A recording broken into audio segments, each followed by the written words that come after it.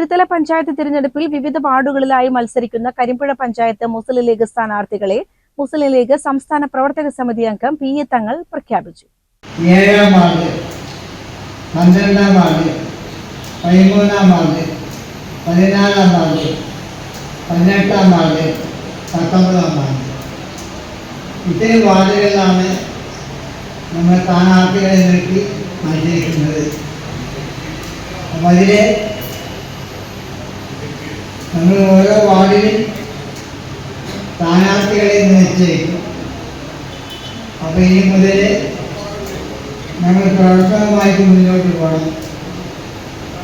ഞാൻ എല്ലാ വാർഡിലും വരും. നമുക്ക് കഴിഞ്ഞ തെരഞ്ഞെടുപ്പിലൊക്കെ അങ്ങനെയാണ്.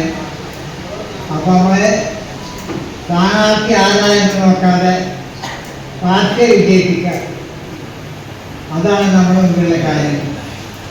എസ് മുഹമ്മദ് അധ്യക്ഷനായി. മുസ്ലിം ലീഗ് നിയോജക മണ്ഡലം സെക്രട്ടറി സി പി സ്വാദിഖ് മുഖ്യപ്രഭാഷണം നടത്തി. പി മുഹമ്മദ് അലി സ്വാഗതവും ബഷീർ ഇ പി നന്ദിയും പറഞ്ഞു. ഹംസ നബിയത്ത്, ഉമ്മർ കുന്നത്ത്, കെ അബ്ദുറഹ്മാൻ, കെ മരക്കാർ, ഹബീബ് തങ്ങൾ, ത്വാഹിർ തങ്ങൾ, ഷിഹാബ്, സമദ്, സെയ്തലവി കോരത്ത്, കെ സെയ്തലവി എന്നിവർ പങ്കെടുത്തു.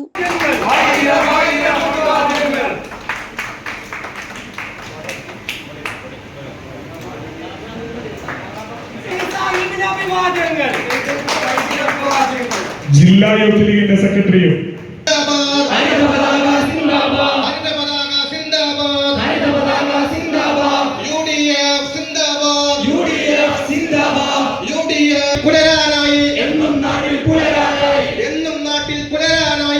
CCN കടമ്പഴിപ്പുറം.